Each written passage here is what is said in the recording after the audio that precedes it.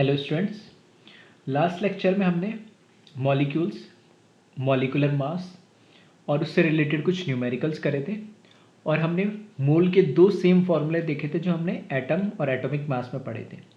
तो दो फार्मूले मैंने बोले थे, दो नए नहीं है, बिल्कुल सेम फार्मूले। Mole equals to number of particle that is any atom और molecule is divided by Na that is Avogadro number. तो किसी भी पार्टिकल के नंबर दे रखे तो उसको Na से हम डिवाइड करके, एवोगैड्रो नंबर से डिवाइड करके हम मोल्स कैलकुलेट कर सकते हैं। एज वेल एज अगर हमें किसी एटम या किसी मॉलिक्यूल का, दोनों एक साथ बोल रहा हूँ, कोई एटॉमिक वेट हमें दे रखा हो, ठीक है, या कोई हमें किसी मॉलिक्यूल का वेट दे रखा हो, तो उसी मॉलिक्यूल के एटॉमिक वेट या मॉलिकुलर वेट से डिवाइड करके, ठीक है, वेट अपॉन एटॉमिक वेट और वेट अपॉन मॉलिकुलर वेट से भी हम मोल कैलकुलेट कर सकते हैं। अब हम आगे बढ़ते हैं, एवरेज मास की बात करेंगे आज के लेक्चर में। तो उसको पढ़ने से पहले हम कुछ टर्म्स है उसको देख लेते हैं। आई थिंक ये टर्म्स आपने सुने होंगे, फिर भी हम इसको देख लेते हैं। फर्स्ट टर्म है आइसोटोप्स। आइसोटोप्स किसको बोलते हैं? तो those element having same number of proton are called isotopes.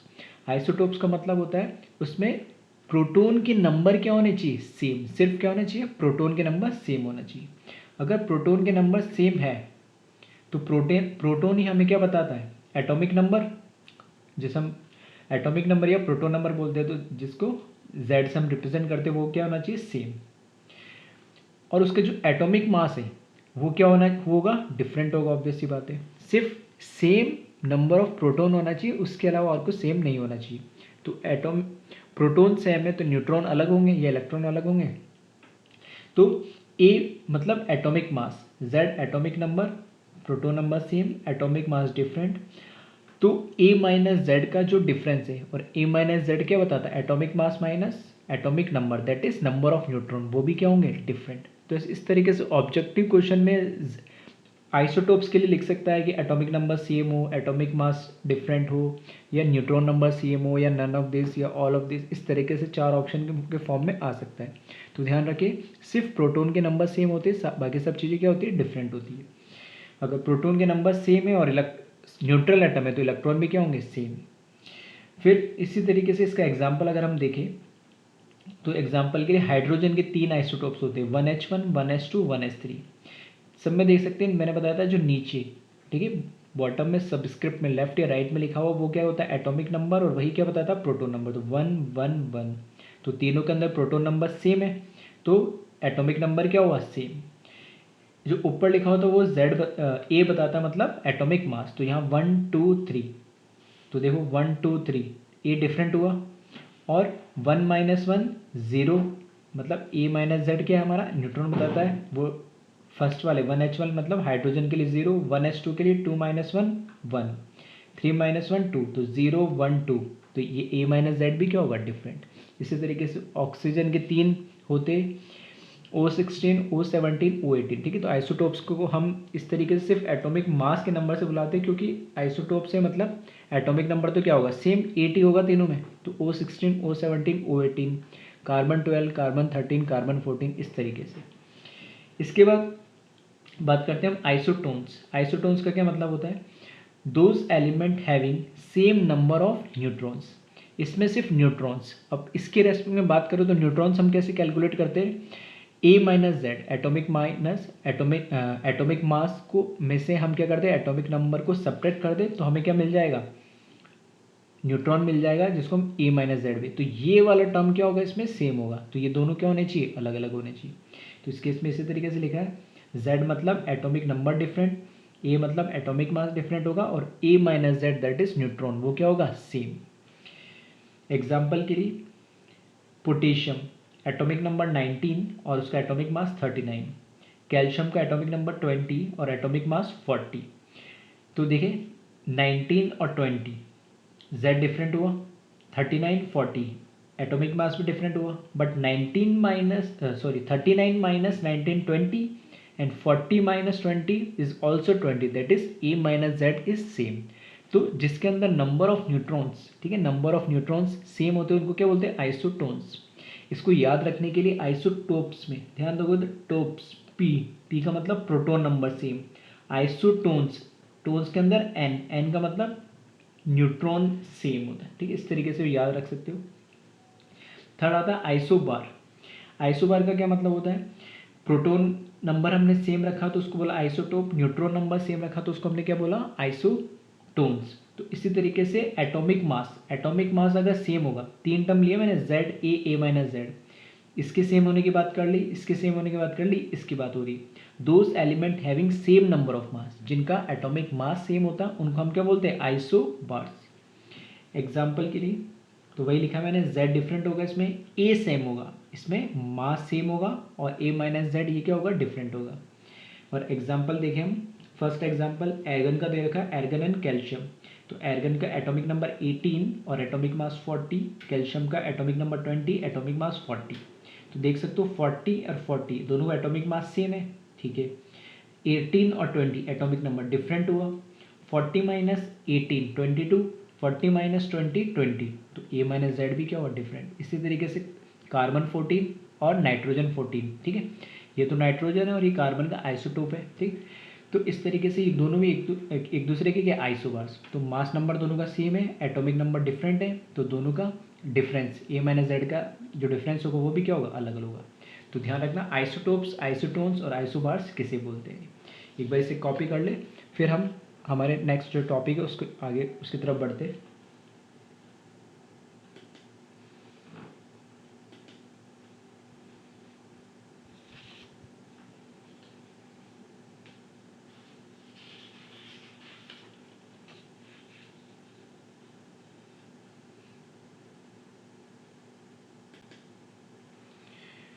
अब बात करते हैं हम एवरेज एटॉमिक मास की, जिसको शॉर्ट में मैं AMM भी बोलता हूँ, ठीक है। तो AMM एवरेज एटॉमिक मास।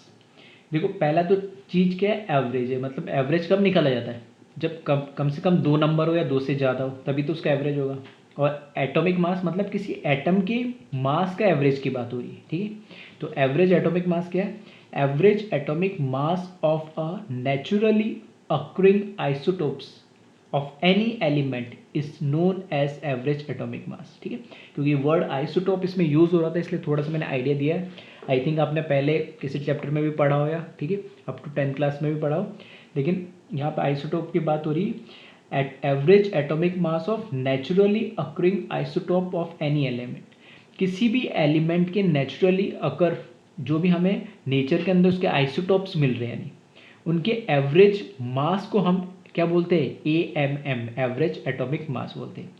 अगर मैं बोलता हूँ फॉर एग्जांपल हाइड्रोजन है, तो हाइड्रोजन के 3 आइसोटोप है और तीनों आइसोटोप, ठीक है, उन तीनों आइसोटोप का अगर मैं एवरेज मास निकालूँ तो वो क्या कहलाएगा, एवरेज एटॉमिक मास।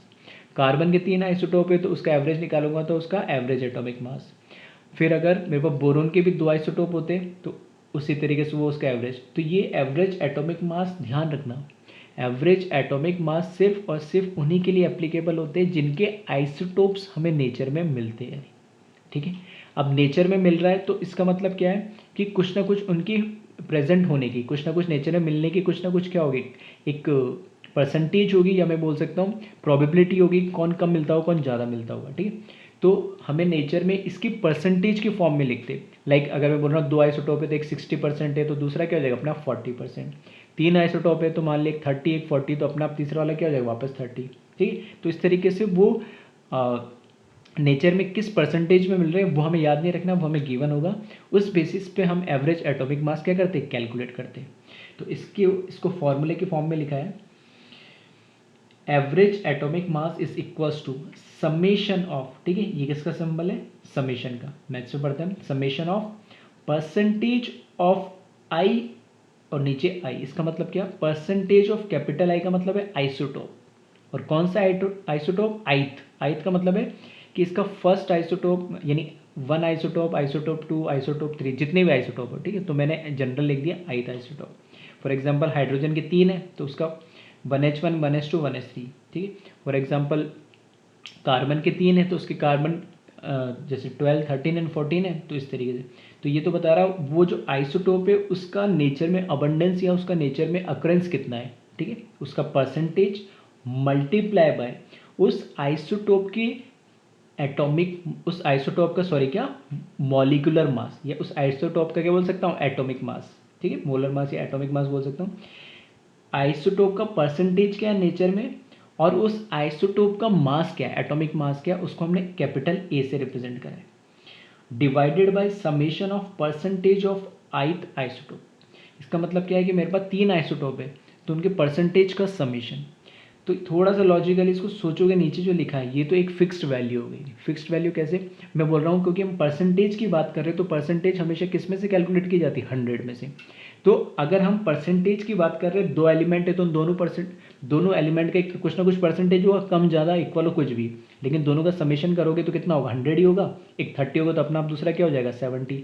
एक 1 होगा तो अपना आप दूसरा अपने आप क्या हो जाएगा, 99। अगर 3 आइसोटोप है तो अगर एक 10 है एक 50 है तो अपने आप 10 + 50 कितना हो गया, 60। तो रिमेनिंग कितना रहा, 40, तो भी क्या रहेगा, 100। तो ये बॉटम में लिख जरूर दिया, लेकिन ये तो ध्यान रखना बाय डिफॉल्ट ये टर्म क्या हो गया, 100 हो गया एक तरीके से। तो हमें क्या पता होना चाहिए, आइसोटोप का अबंडेंस का परसेंटेज और उस आइसोटोप का एटॉमिक मास क्या है। तो यही मैंने लिखा, ए आई का मतलब atomic mass of I isotope, और आई का मतलब क्या, आइथ आइसोटोप कौन सा है। इसको थोड़ा सा एक न्यूमेरिकल से समझते हैं तो थोड़ा और अच्छे से हमें क्लियर होगा ही। यहाँ पे हमें एक न्यूमेरिकल दे रखा है जो आपको दिख रहा होगा स्क्रीन पे। 2 isotope of chlorine 17Cl35 and 17Cl37 occurs in nature and their abundance in nature is 75% and 25% respectively. Calculate average atomic mass of chlorine. ठीक है, तो यहाँ पर हमें क्लोरीन का एवरेज एटॉमिक मास पूछा है। अगर किसी एलिमेंट का एवरेज एटॉमिक मास पूछ रहा है, इसका मतलब सिर्फ और सिर्फ वो उस एलिमेंट पे एप्लीकेबल होगा जिसके आइसोटोप्स एग्जिस्ट करेंगे नेचर के अंदर। अगर किसी का आइसोटोप्स नहीं है किसी एलिमेंट को, तो एवरेज एटॉमिक मास हम नहीं बता सकते। वो एक एलिमेंट होगा, एक ही एटम होगा, एक ही टाइप का, तो उसका एग्जैक्ट मास मिलेगा। लेकिन एक से ज़्यादा उसके एलिमेंट एग्जिस्ट कर रहे हैं आइसोटोप्स के फॉर्म में, तब हमें एवरेज निकालना होगा। तो यहाँ 2 आइसोटोप हमें दे दिए, 17Cl35 और 17Cl37, और दोनों का नेचर में जो अबेंडेंस है वो 75 और 25 हमें गिवन है। तो हमें कैलकुलेट करना है एवरेज एटॉमिक मास। तो सिंपल सा, ठीक है। तो एक बार वीडियो को पॉज करें, फॉर्मूला सामने लिखा ही है आपके, एक बार खुद से कैलकुलेट करने की कोशिश करें, ठीक है। ज़्यादा कुछ इसमें नया नहीं है। उसके बाद हम देखते हैं इसका सॉल्यूशन। आई होप सब लोग वीडियो पॉज करके सॉल्व करा होगा। तो देखते हैं, हम इसको वेरीफाई कर लेते हैं आंसर एक बार सब लोग, ठीक है।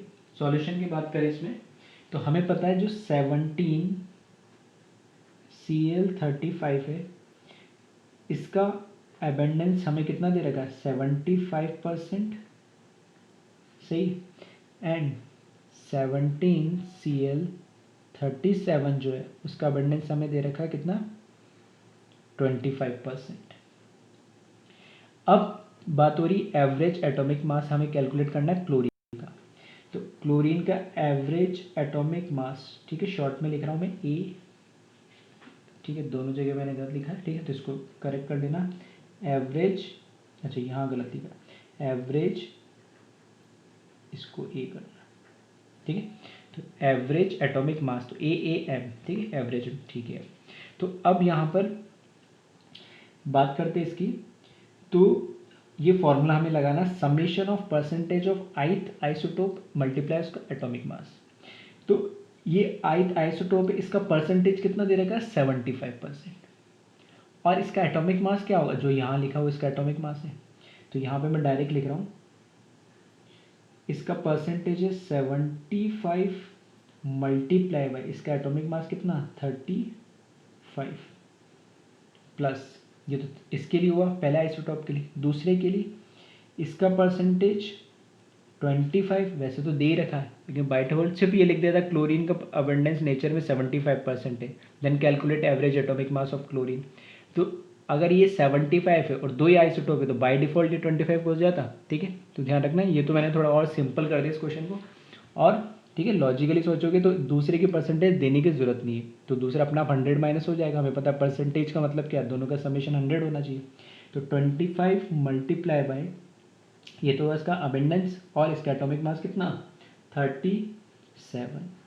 और मैंने बोला डिनोमिनेटर में तो सोचने की जरूरत ही नहीं, हमेशा क्या आएगा, 100 ही आएगा। 100 कैसा आएगा, इसका abundance summation of percentage of ith isotope, मतलब जो आइसोटोप्स है उनके अबेंडेंस का परसेंटेज है, ठीक है।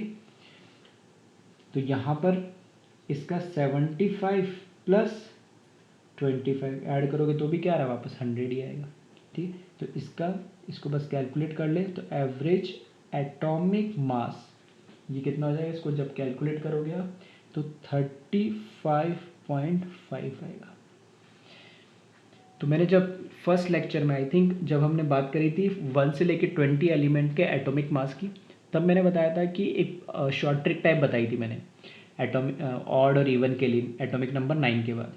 तो मैंने बोला था क्लोरीन को छोड़ देना है, नहीं क्यों छोड़ देना, क्योंकि मैंने बोला था कि इसका एक रीज़न है और उसका रीज़न यही है कि क्लोरीन की क्योंकि आइसोटोप्स एग्जिस्ट करते हैं, नहीं इसके दो आइसोटोप एग्जिस्ट करते हैं। तो जब किसी भी एलिमेंट के आइसोटोप एग्जिस्ट करते हैं तो जो उसका एटॉमिक मास है वो किसी एक आइसोटोप का मास नहीं है, उनका एवरेज एटॉमिक मास है। इसलिए हम क्लोरीन का क्या लेते हैं, 35.5 एटॉमिक मास लेते हैं हमेशा, ठीक है। तो आई थिंक इस एग्जाम्पल से वो चीज़ अब क्लियर होगी।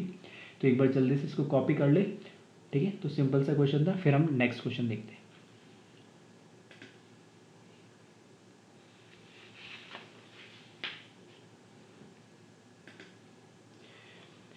ठीक है, तो नेक्स्ट क्वेश्चन आपको दिख रहा होगा स्क्रीन पे।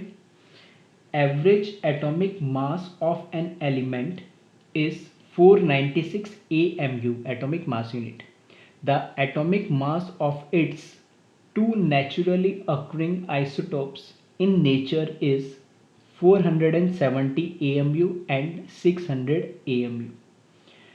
Calculate percentage of both isotope in which they abundant in nature. ठीक है, तो एक थोड़ा सा अच्छा क्वेश्चन है। फर्स्ट टाइप का जो दो टाइप के क्वेश्चन बन सकते हैं इसमें, तो जो फर्स्ट टाइप का क्वेश्चन था वो तो बड़ा इजी टाइप का था, ठीक है।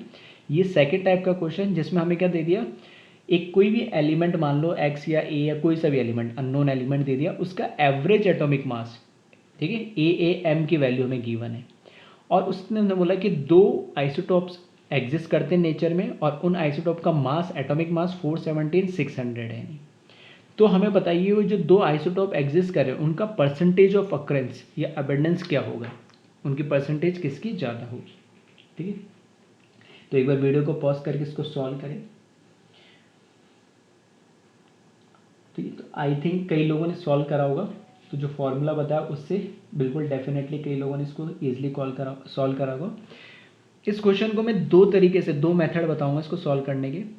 तो एक मेथड आई थिंक सबने कर लिया होगा और दूसरा मेथड अगर किसी ने सोचा या करा होगा तो बहुत सही है, ठीक है। क्योंकि मैं इस तरह के क्वेश्चंस में मेथड 2 को ही प्रेफरेंस देता हूँ क्योंकि वहाँ से कैलकुलेशन और टाइम दोनों बहुत क्या होता है, सेव होता है। तो हम देख लेते हैं एक बार इसको। यहाँ पर मैं पहले बात कर रहा हूँ मेथड 1 की। मेथड 1 कुछ नहीं है, सिंपल वही है जो अभी हमने फॉर्मूला देखा था। तो इस फॉर्मूले के अंदर हमने क्या देखा था, ठीक है। इस फॉर्म में लिख देता हूँ थोड़ा सा आपको समझने में ईजी होगा।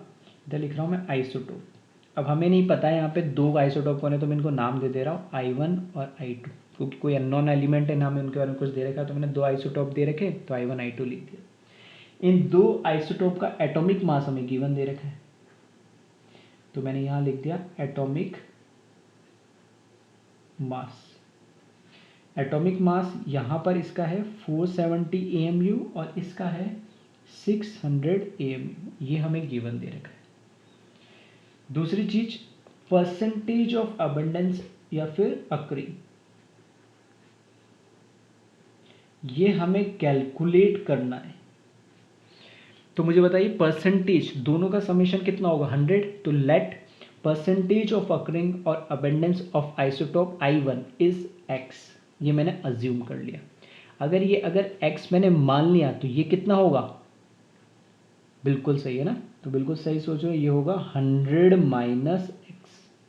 क्लियर है, क्योंकि मैंने बोला था दोनों का समेशन क्या होगा, हमेशा परसेंटेज का समेशन तो क्या होगा 100 ही होगा। हाँ 3 होते तब हमें थोड़ा सोचना पड़ता, लेकिन इस टाइप के क्वेश्चन में 3 जनरली पूछा नहीं जाएगा क्योंकि बहुत टिपिकल और लेंथी हो जाएगा, ठीक है। तो मेंस और नीट लेवल पे इस तरह के क्वेश्चन में 3 कभी नहीं आएगा अगर परसेंटेज पूछेगा तो, और अगर पूछ लिया तो कुछ ना कुछ एक एडिशनल इन्फॉर्मेशन और देगा जिससे थोड़ी कैलकुलेशन ईजी हो जाए।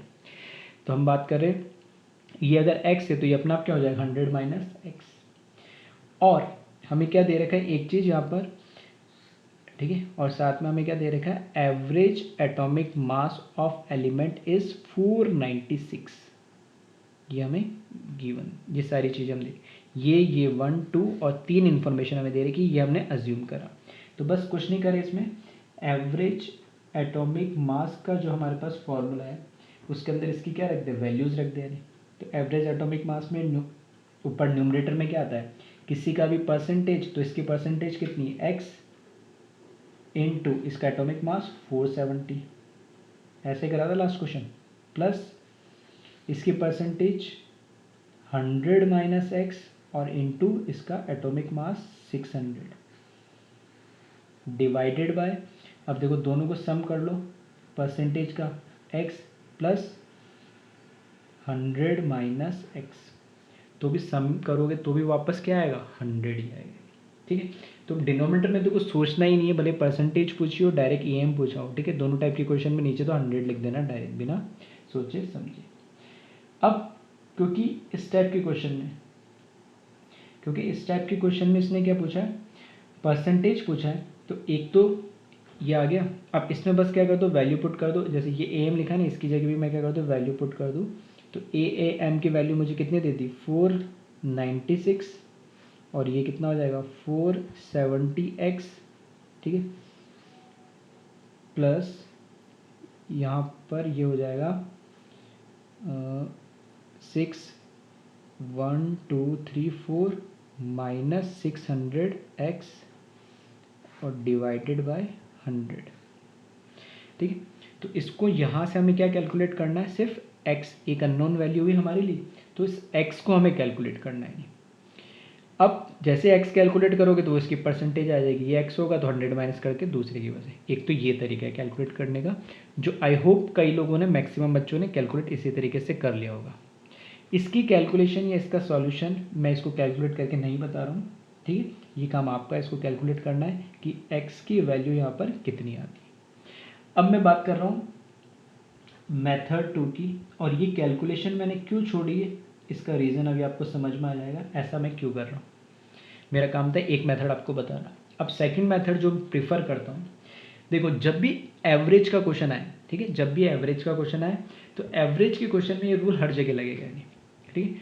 जब भी हमें दो टर्म दे रखा हो और एवरेज दे रखा हो तो इस तरह के क्वेश्चन को कैसे करेंगे, सिंपल सा क्या करो, नंबर लाइन ड्रॉ कर लो।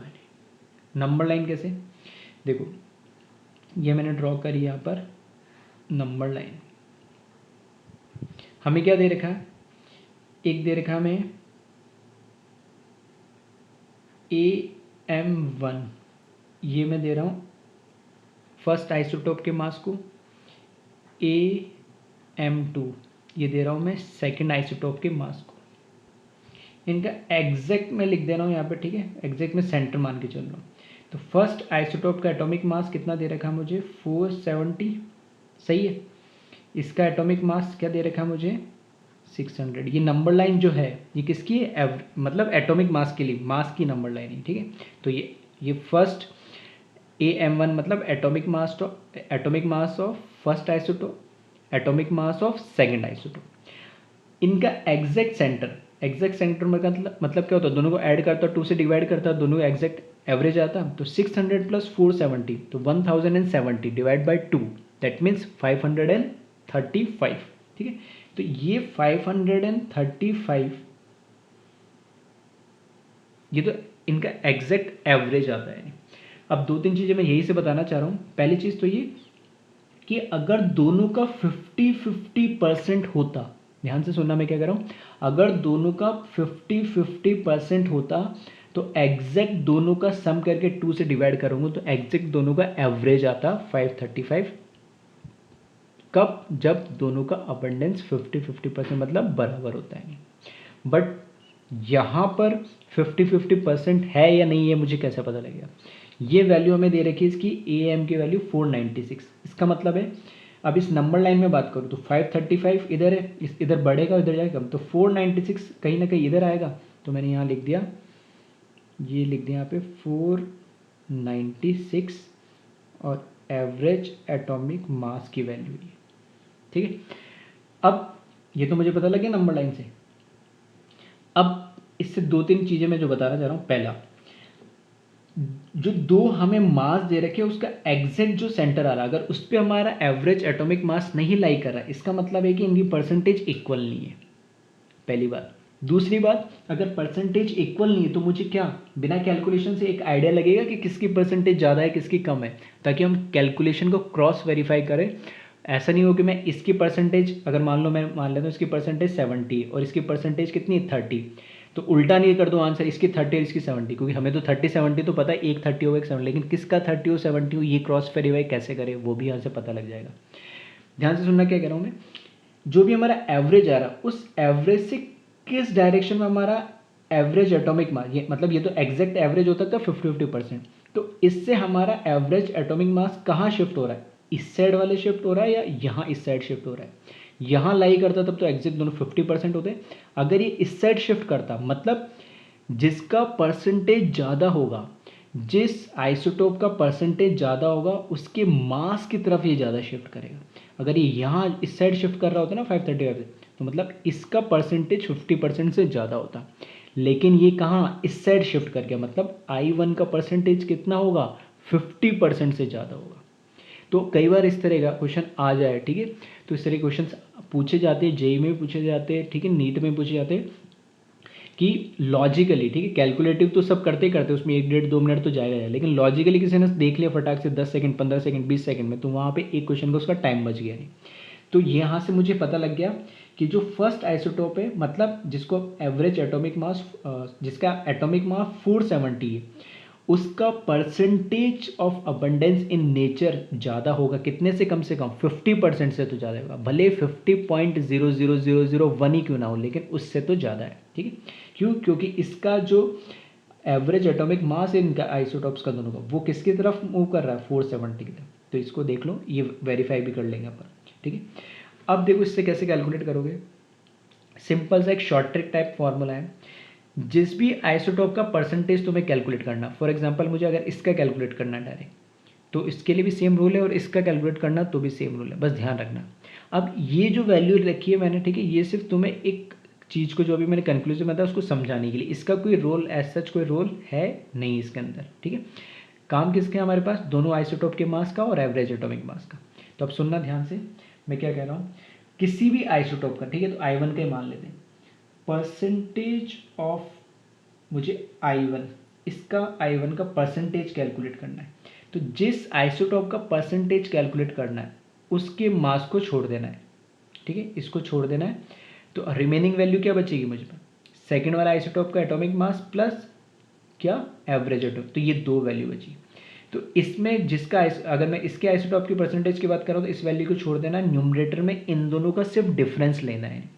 तो मैं कैसे लिख रहा हूँ, average atomic mass minus atomic mass of second, और मैं देखो ये दो स्ट्रेट, ये मैंने क्या कोई कॉमा नहीं लगाया, किसी स्क्वायर ब्रैकेट टाइप नहीं है, ये कौन से पैरेलल लाइन से, पैरेलल लाइन का मतलब क्या होता है कि इसके अंदर जो वैल्यू होगी वो कैसी होगी, हमेशा पॉजिटिव होगी।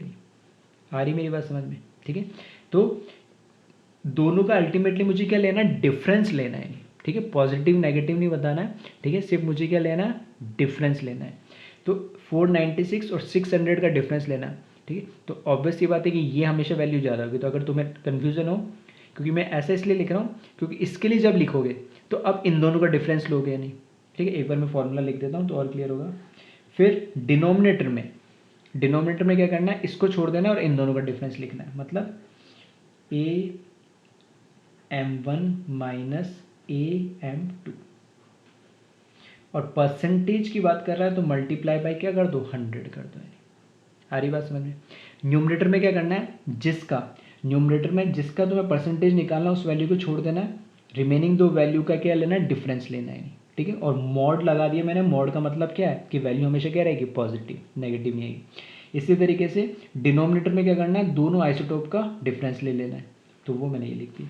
तो इसको जब कैलकुलेट करेंगे तो परसेंटेज ऑफ I1, देखना AAM, इसकी वैल्यू है 496 minus 600 mod divided by AM1 470 minus 600, ये मॉड दोनों में, ठीक है, न्यूमरेटर डिनोमिनेटर दोनों में क्या लगाना है, मॉड लगाना है, क्योंकि एक्चुअल में इसमें क्या चाहिए होता है, हमें डिफरेंस चाहिए होता है। जान करके मैंने बड़ी वैल्यू को मैंने इधर बाद में इसलिए लिखा ताकि कन्फ्यूज़न ना रहे। ये क्या लेना है, इन दोनों का डिफरेंस। तो 600 माइनस 496 ऊपर बचेगा 104, और 600 माइनस 470 यहाँ नीचे डिनोमीटर बचेगा 130। ठीक है, तो 104 डिवाइडेड बाई 130 इंटू 100। एक ये कैलकुलेशन करना और एक ये कैलकुलेशन करना, दोनों में तुम्हें पता लग जाएगा कि टाइम किस में लग रहा है और किस में ज़्यादा टाइम यूज़ हो रहा है। ठीक है, तो इसको जब कैलकुलेट करोगे तो परसेंटेज ऑफ I1, इसका परसेंटेज जब कैलकुलेट करोगे तो ये आ जाएगा 80%। और यहाँ भी कैलकुलेट करके देख लेना, ये वैल्यू कितनी मिलेगी तुम्हें, 80। ये अगर 80 है तो 100 माइनस 80, ये कितना अपना आप कितना आ जाएगा, 20। इसी तरीके से, ठीक है, यहाँ लिख नहीं रहा हूँ लेकिन तुम चाहो तो लिख सकते हो।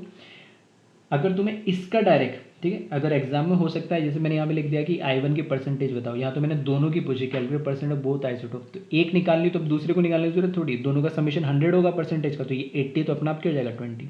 अगर मान लो सिर्फ ये पूछता है कि I2 का ही मुझे बता दो परसेंटेज, तब एक तो कैलकुलेट करना पड़ती है, तो मैं डायरेक्ट यही कैलकुलेट करता। तो इसके लिए जब मेरे को कैलकुलेट करनी पड़ती है परसेंटेज, तो फॉर्मूला सेम ही रहता है। कैसे, मैंने बोला जिसका परसेंटेज कैलकुलेट करना उसकी वैल्यू को छोड़ दो, तो रिमेनिंग क्या बची, न्यूमरेटर में दोनों वैल्यू, तो 470 माइनस 490, इन दोनों का डिफरेंस लेना है, वो आ जाती है यहाँ पर वैल्यू।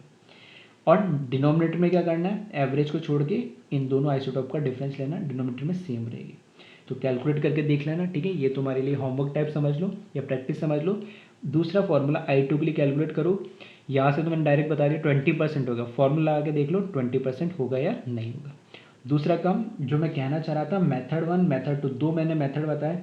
एक ये मेथड है रेगुलर मेथड जो फॉर्मूले से हम करते हैं, लेकिन इसको कैलकुलेट करना यहाँ से जहाँ तक मैंने छोड़ा, यहाँ इसके बाद कैलकुलेशन करके देखना और यहाँ से कैलकुलेशन करके देखना, दोनों में टाइम डिफरेंस से तुम्हें पता लग जाएगा कि कहाँ से कैलकुलेशन ईजी होगी, जल्द होगी। क्योंकि हमें सिर्फ एग्जाम में क्वेश्चन को सिर्फ सॉल्व नहीं करना है, जल्दी सॉल्व करना है और एफिशिएंटली सॉल्व करना, सही आंसर देना है, ठीक है, कन्फ्यूज़न नहीं होना चाहिए। तो यहाँ से एक बार इसको जल्दी से कॉपी कर ले, फिर हम आगे नेक्स्ट टॉपिक पे बढ़ते हैं।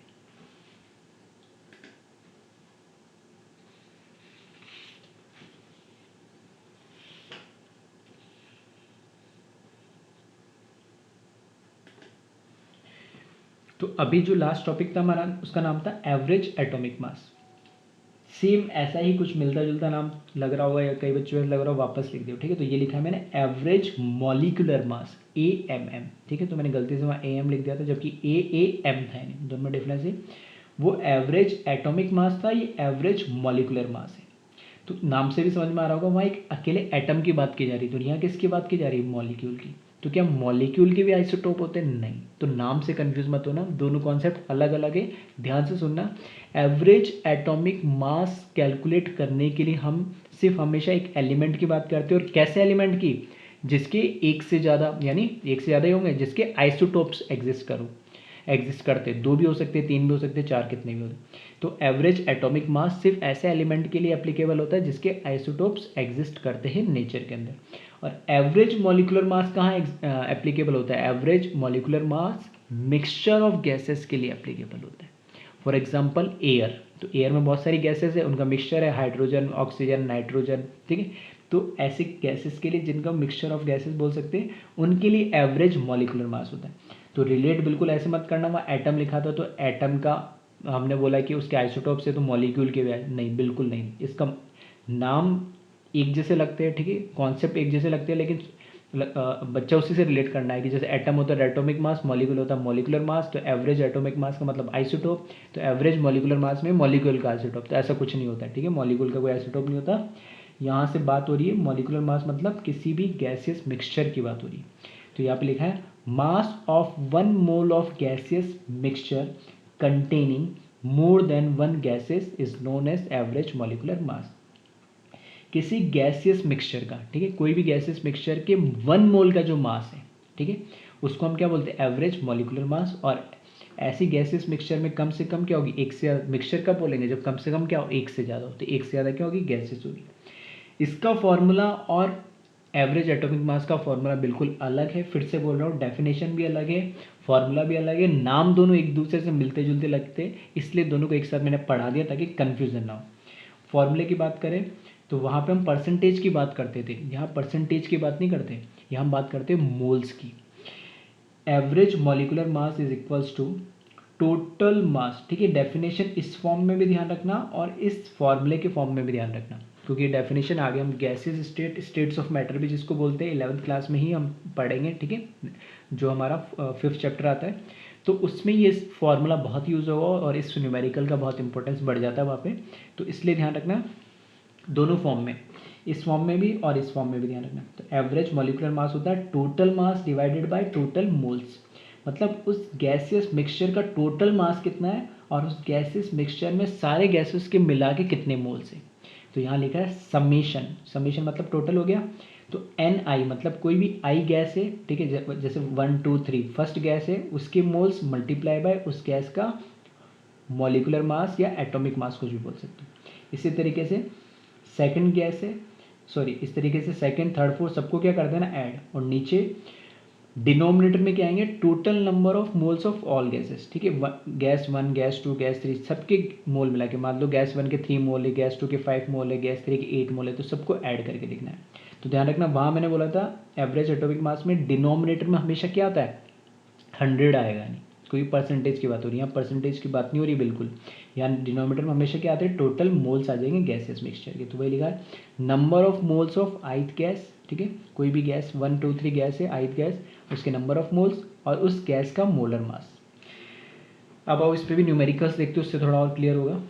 फर्स्ट न्यूमेरिकल हमें दे रखा है calculate average molecular mass of following, ठीक है, तो उसमें फर्स्ट हमें दे रखा है equal moles of hydrogen and methane, हमें हाइड्रोजन और मीथेन के इक्वल मोल्स दे रखे, तो हमें ये एक क्या हो गया हाइड्रोजन और मीथेन का क्या होगा हाइड्रोजन गैस और मीथेन गैस का एक मिक्सचर दे दिया, और उस गैस मिक्सचर के अंदर हमें बोला कि दोनों के मोल्स क्या है इक्वल है, तब उसके लिए हमें क्या कैलकुलेट करना है एवरेज मॉलिकुलर मास। तो एक बार वीडियो को पॉज करके खुद से ट्राई करें इसको सॉल्व करने के लिए, फिर इसका सॉल्यूशन हम देखते हैं। ठीक है, तो आई होप कई लोगों ने सॉल्व कर लिया होगा, ठीक है, फॉर्मूला सामने लिखा ही है, ठीक है बेसिक से चीज़। तो हम बात करते हैं इसके सॉल्यूशन की। तो इसमें सबसे पहले, ठीक है, दो गैसेस हमें दे रखी है, तो यहाँ पे मैं लिख देता हूँ जो गैस है, एक हमें दे रखी है हाइड्रोजन और दूसरा दे रखा मीथेन CH4, ठीक है, दोनों गैसेस होती है। इसके बारे में हमें एक चीज़ क्या दे रखी है मोल्स, क्योंकि हमें क्या है फॉर्मूले में पता है कि मोल्स तो चाहिए होंगे गैसेस के, तो मोल्स हमें पता नहीं है, तो मैंने मान लिया let n be the moles of hydrogen, और हमने बोला दोनों गैसेस के मोल्स है, तो अगर इसके n मोल्स है तो इसके भी क्या होंगे n मोल्स ही होंगे, क्योंकि मोल्स क्या होने चाहिए दोनों के इक्वल होने चाहिए, ये हमें दे रखा है क्वेश्चन।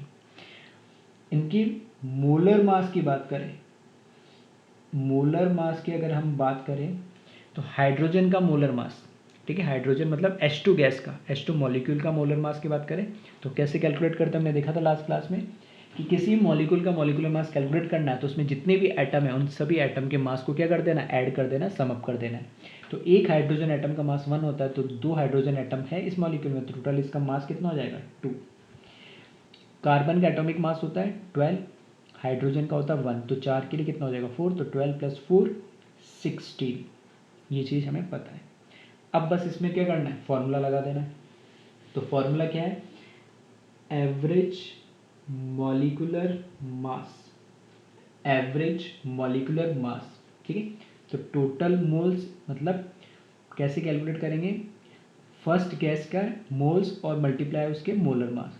तो फर्स्ट गैस हमें कौन दे रही है हाइड्रोजन, ठीक है, तो चाहो तो इस तरीके से, ठीक है, सिंबॉलिक फॉर्म में लिख देता हूँ एक बार, एन मतलब मोल्स किसके hydrogen multiply by molar mass of hydrogen, plus first gas हो गई, इसी तरीके से second gas moles of CH4 multiply by molar mass of CH4, ठीक है, सिंबॉलिक फॉर्म में लिख दिया मैंने, divided by total moles, total moles मतलब हाइड्रोजन की मोल्स प्लस मीथेन की मोल्स। तो यहाँ बस वैल्यूज रख दो, NH2 की जगह क्या लिखेंगे मोल्स ऑफ कितने हाइड्रोजन के n, तो यहाँ मैंने लिखा n मल्टीप्लाई बाय इसका मोलर मास 2 प्लस मीथेन का मोल्स n, इसका मोलर मास कितना हो जाएगा 16 divided bye n plus n। तो ध्यान से देखोगे यहाँ से n 2n प्लस ये कितना हो जाएगा 16n, तो 2n प्लस 2n प्लस 16 कितना हो जाएगा 18n, और ये नीचे कितना आ जाएगा 2n। तो n से n क्या हो गया, जो अननोन था वो क्या हो गया, कैंसिल आउट हो गया, तो उसके लिए परेशान होने की ज़रूरत नहीं है। और फिर 18 डिवाइडेड बाई 2 तो कितना बचेगा 9 AMU 9 ग्राम जो भी यूनिट दे रहे हो, इसका क्या हो गया एवरेज मॉलिकुलर मास हो जाएगा ये। ठीक है, तो आई होप समझ में आया होगा, सिंपल सा था ये न्यूमेरिकल। तो जल्दी से कॉपी करें, फिर इसका नेक्स्ट पार्ट देखते हैं हम।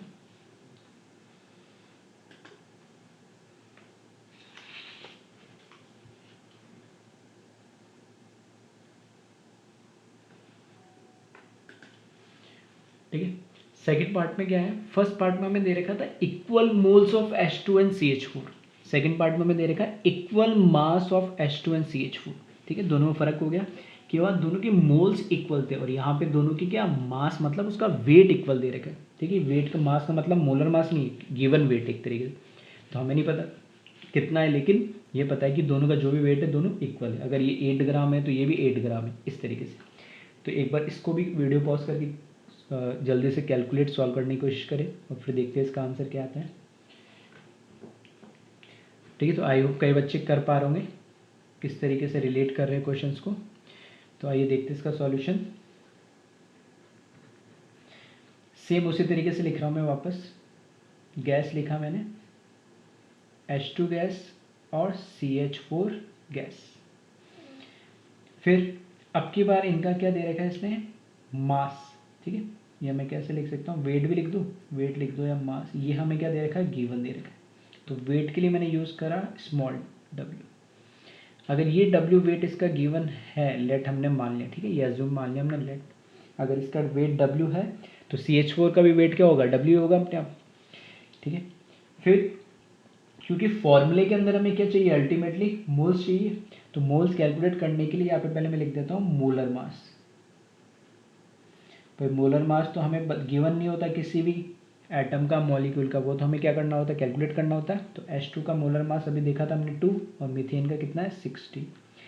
अब मोल्स में कैलकुलेट कर सकता हूँ इनके। मोल्स का फॉर्मूला क्या होता है, मोल का फॉर्मूला होता है, यहाँ लिख देता हूँ, वेट अपॉन मॉलिकुलर वेट। दो फॉर्मूले पढ़े थे मोल के, एक तो नंबर के फॉर्म में और एक वेट के फॉर्म में। तो मैंने बोला था दोनों फॉर्मूले, ठीक है, यूज़ होंगे मोल के फॉर्म में, और ठीक है, एक तो नंबर के फॉर्म में और एक वेट के फॉर्म में। तो दूसरा formula given weight divided by molecular weight, या given weight divide by atomic weight. तो हम मॉलिक्यूल है तो मॉलिकुलर वेट लिखेंगे। तो वेट W तो हमें क्या दे रखा है, इसका वेट गिवन है, तो ये लिखा W, और मॉलिकुलर वेट इसका कितना है 2, तो ये इसके मोल्स हो गए।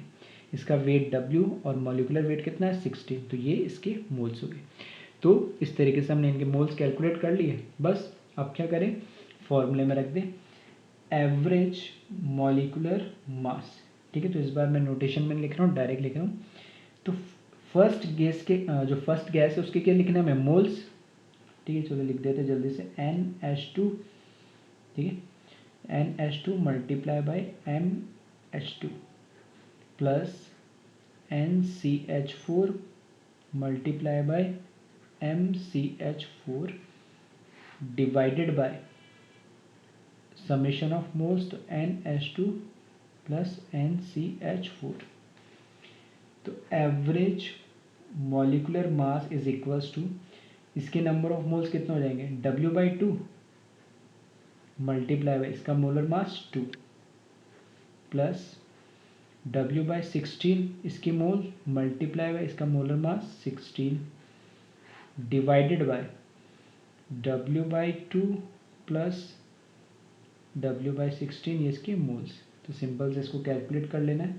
अब देखो जो अननोन है वो अपना आप कैंसिल हो जाएगा, यहाँ से W, यहाँ से W दोनों में कॉमन, यहाँ से भी W कॉमन, तो कैंसिल आउट हो जाएगा। उसके लिए परेशान मत होना, 2 से 2 भी यहाँ कैंसिल आउट हो जाएगा। तो यहाँ पर क्या बचेगा, ऊपर यहाँ तो बचेगा 1 प्लस यहाँ पर भी कितना बचा 1। ठीक है, और W से W कैलकुलेट हो गया, कैंसिल आउट हो गया ये तो, और इसको ठीक है, तो इसको कैलकुलेट कर लेना, 16 और 2 इसको कैलकुलेट करोगे तो ये आ जाएगा 9/16, ये ऊपर चला जाएगा 32 समथिंग, तो हाँ ठीक है, तो ये आ जाएगा 32/9 इसका जाएगा।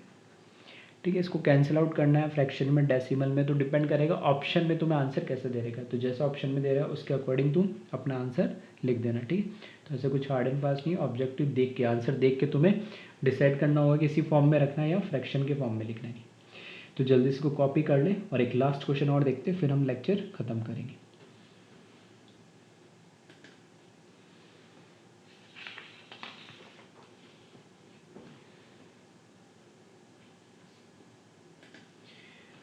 ठीक है, लास्ट क्वेश्चन आज के लेक्चर का, calculate percentage of oxygen in ozonised oxygen if average molecular mass of ozonised oxygen is 36। ठीक है, अब एक तो कई लोगों को क्वेश्चन ही समझ में नहीं आया होगा कि अजीब सी एक लैंग्वेज लिखी हुई है। ठीक है, फिर भी अगर कोई लोग समझ पाए, ठीक है, तो यहाँ से वीडियो को पॉज करके जल्दी से सॉल्व कर सकते हैं, और जिनको नहीं समझ में उनको एक आइडिया दे देता हूँ। हमें पूछे एक ओजेनाइज्ड ऑक्सीजन, ओजोन का नाम सुना होगा आपने, ओजोन क्या होता है O3 और ऑक्सीजन क्या होता है O2। तो ओजेनाइज्ड ऑक्सीजन का मतलब होता है O2 + O3 का मिक्सचर। ये एक मिक्सचर ऑफ गैस है, जो दो गैसेस होती है उसमें एक ओजोन O3 + O2 दोनों गैस का मिक्सचर है। तो उस गैस के मिक्सचर में ये पूछ रहा है calculate percentage of oxygen in ozonised oxygen if average molecular mass of ozonised oxygen is 36। ठीक है, तो अब की बारी क्वेश्चन, ठीक है, ये अच्छे टाइप का क्वेश्चन है, जो सेकंड टाइप का क्वेश्चन होता है जिसमें परसेंटेज पूछ लेते हैं। लेकिन जो इसका एवरेज मॉलिक्यूलर मास में हमने देखा था कि कोई परसेंटेज का ऐसा तो कोई फॉर्मूला होता है, मतलब परसेंटेज तो इसमें कुछ यूज़ होता नहीं है, लेकिन पूछ इसमें परसेंटेज लिया। तो इस टाइप के क्वेश्चन को कैसे सॉल्व करेंगे, फिर से वीडियो को पॉज करें और एक बार खुद से ट्राई करें कि कैसे इसको सॉल्व कर सकते हैं।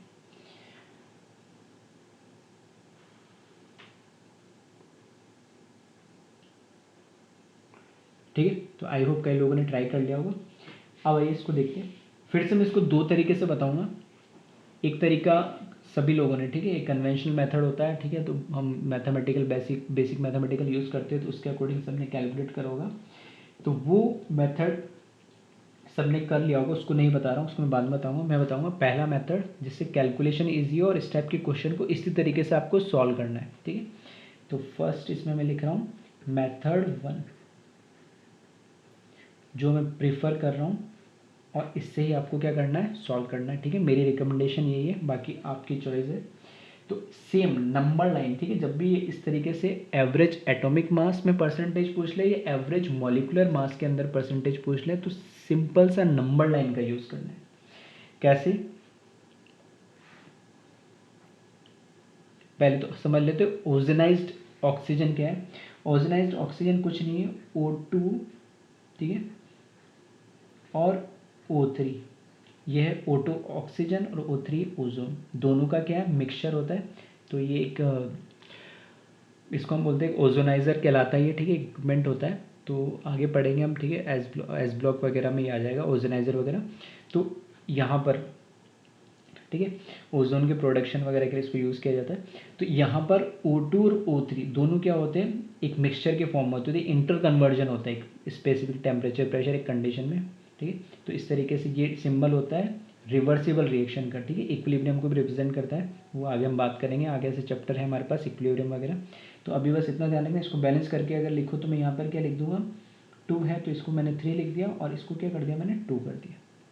अब दो गैस है, सिंपल सा। ठीक है, अभी आप इतना समझो कि O2 और O3 एक चैम्बर के अंदर दो गैस के मिक्सचर है। तो इस गैस के मिक्सचर के अंदर इन दोनों गैस का एवरेज मॉलिक्यूलर मास आ रहा है 36। तो हमें बताना है कि इसमें ऑक्सीजन का परसेंटेज कितना होगा। तो वापस सेम मैं वही लिख रहा हूँ, यहाँ पर मैंने लिखा O2, वहाँ पर 2 आइसोटोप लिखते थे, लास्ट इस तरह का क्वेश्चन करा था भी हमने एवरेज एटॉमिक का। तो और यहाँ पर मैं क्या लिख रहा हूँ, आइसोटोप ना लिख के जो गैसेस है 2 वो लिख दी, O2 और O3। O2 का मोलिकुलर मास, ठीक है, O2 का मोलिकुलर, एक ऑक्सीजन का कितना होता है 16, तो 2 का कितना हो जाएगा 32, ये इसका मोलर मास आ गया। O3 का कितना हो जाएगा 16 × 3, एक ऑक्सीजन का 16, तो 3 का कितना हो जाएगा 48। दोनों का जब एवरेज निकालोगे एग्जैक्ट, तो 32 + 48 कितना आ जाएगा 80, और 80 का एग्जैक्ट कितना आएगा यहाँ पे 40। लेकिन इनका जो एवरेज मास है वो कितना दे देगा 36, सेम सारी चीज़ें। तो ये 40 से 36 इस तरफ आएगा, तो ये मैंने कह दिया ये एवरेज मॉलिक्यूलर मास है और इसकी वैल्यू कितनी दे रखी है 36। इसका क्या मतलब है कि O2 का परसेंटेज इस गैसियस मिक्सचर के अंदर 50% से ज़्यादा है, O2 इसमें ज़्यादा प्रेजेंट है। अब परसेंटेज पूछा है तो फॉर्मूला बस सेम लगा देना है, ठीक है। तो देखो कितना ईजी हो गया क्वेश्चन। परसेंटेज अब इसमें डायरेक्ट किसका पूछा है, ऑक्सीजन का। अगर डायरेक्ट O3 का पूछता तो इस पर लगाता है, तो O2 का पूछा है परसेंटेज ऑफ O2, तो जिसका परसेंटेज पूछा है उसको छोड़ देना है, रिमेनिंग का डिफरेंस लेना है। तो 48 और 36, ठीक है, इस तरीके से लिख देता हूँ 36 माइनस 48, मॉड लगा दिया क्योंकि हमें डिफरेंस चाहिए, डिवाइडेड बाय अब दोनों का डिफरेंस टर्मिनल वैल्यूज़ का, तो 32 माइनस 48 मल्टीप्लाई बाय 100, ठीक है। तो ऊपर कितना आ जाएगा 12 और नीचे कितना आ जाएगा 16, तो 12/16, तो 3/4 और 3/4 कितना हो जाएगा, इसको कैलकुलेट करेंगे तो 75%। तो देखो कितनी इजी हो गई कैलकुलेशन, 75% ऑफ ऑक्सीजन होगा। तो देख लो, तो थोड़ा समझाने मेरे को टाइम लगा, बाकी अगर मैं डायरेक्ट मेरे को अगर कॉन्सेप्ट और अगर शॉर्ट ट्रिक पता होती तो मैं जल्दी से, ठीक है, 10 से 15 सेकंड में इस क्वेश्चन को सॉल्व कर देता। अब जो मेथड 2 की बात हो रही है, ठीक है, मेथड 2 की जो बात हो रही है मैं उस पर बात कर रहा हूँ कि कई लोगों का फिर भी एक होता है कि सर नहीं मेरे को ऐसा, अगर मैं शॉर्ट ट्रिक भूल गया, नहीं कर पाया, याद नहीं आया तो कैसे, ठीक है। तो मेथड 2 सिंपल है, ठीक है, बस वही उसमें थोड़ी सी कैलकुलेशन तुम्हें थोड़ी सी देखनी पड़ेगी, थोड़ी सी लेंदी हो जाती, टाइम लगेगा। तो अगर मैंने बोला अगर मेरे पास O2 ऑक्सीजन है और एक O3 ऑक्सीजन है, तो मैंने मान लिया इसके जो मोल है,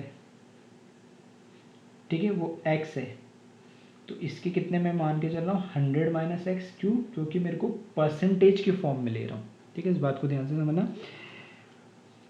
मैं इसके मोल x मान रहा हूँ, ठीक है, तो इसके कितने मान लूँगा 100 माइनस एक्स, और परसेंटेज क्यों लिए, क्योंकि इस क्वेश्चन में मुझसे पूछा ही गया है परसेंटेज के, तो मैं मान लेता हूँ टोटल 100 मोल्स हैं, ठीक है, क्योंकि मैंने बोला फिजिकल केमिस्ट्री में, ठीक है, स्टार्टिंग से बोल रहा हूँ, जब भी परसेंटेज की फॉर्म में आए, ठीक है, नंबर डालो, अननोन मत रखो, ठीक है, अननोन रखने से थोड़ा सा कन्फ्यूजन होता है। तो क्योंकि इसमें परसेंटेज पूछा तो मैंने मान लिया टोटल दोनों के मिला के कितने 100 मोल्स है, उस 100 मोल में मैंने मान ली किसके O2 के x मोल है, तो रिमेनिंग किसके हो जाएंगे O3 के 100 माइनस एक्स।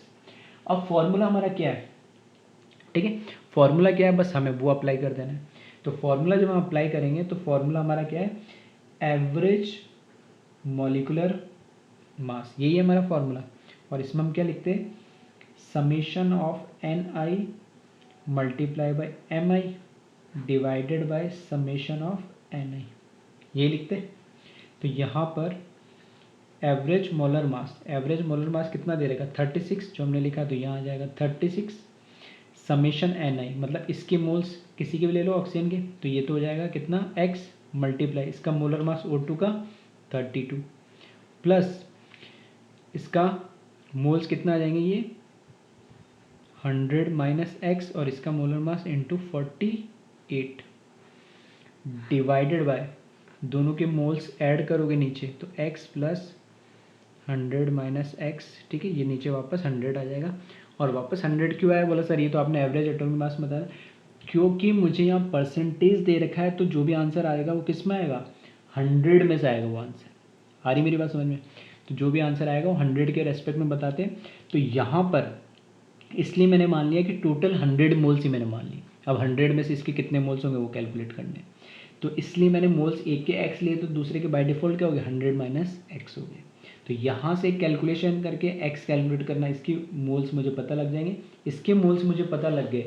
तो अब अगर मैंने फॉर एग्जांपल मान लो इसके 3 मोल पता है, 3 मोल कैलकुलेट करें, तो 3 मोल, अब उसका आंसर नहीं निकला अभी तक, वो 3 डिवाइडेड बाय दोनों का सम करूँगा, मल्टीप्लाई बाय 100 करूँगा, तब मुझे इसका परसेंटेज निकलेगा, ठीक है। तो इस तरीके से एक ये मेथड है और एक ये मेथड है, ठीक है।